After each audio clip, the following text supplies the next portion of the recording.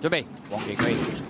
好，你一起步嘅時候啊，龍奧凌羅唔算好快，63黃帽呢，依家暫時殿後嗰匹嚟嘅。好啦，前面快馬駿馬之光全神貫注，外邊開心老闆啊，內欄第4有醒目先驅啊，出邊白衫走翻上去有光年80啊，中檔第6位啊最好玩啦，外邊啊大輝煌啦，馬冧裏邊啊藍眼罩淺藍衫貴麗人生內欄金運齊來啊，後邊嗰幾匹馬啦，開心旺財創寶區出邊啊尾4，尾3內欄騰達勇士啊，尾263黃帽就龍奧凌羅啊，暫時殿後最敢嚟㗎。轉香港體育院灣啊，前面放嘅馬呢就大步大隻啦，光年80走走下呢就壓咗入嚟自己帶頭啦，跟住喺第2位開心老闆啊，內欄第3就駿馬之光，中間橙衫第4呢仲有全神貫注啊，響外邊啊大輝煌啦，內欄第6位醒目先驅，外邊藍眼罩第7貴麗人生啊，馬冧中間藍衫粉紅帽呢就最好玩啊，咁啊攞出去外邊追嘅馬呢，分別有創寶區同埋呢隻呢就龍奧凌羅嚟嘅。好啦，最後300零米啦，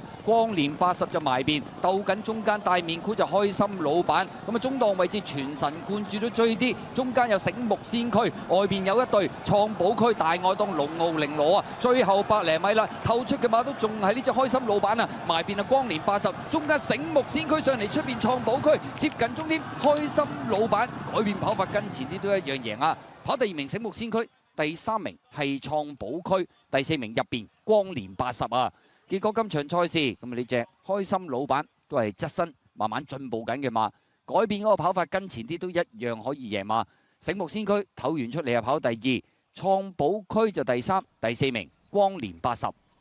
擺前嗰啲繼續着數喎，開心老闆改變跑法啦，後尾7倍贏馬綠燈，跑第2名啊醒目先驅，創寶區就後追第3，咁啊內欄跟前呢就光年80第4。其實臨尾呢，創寶區啲飛都真係唔少㗎。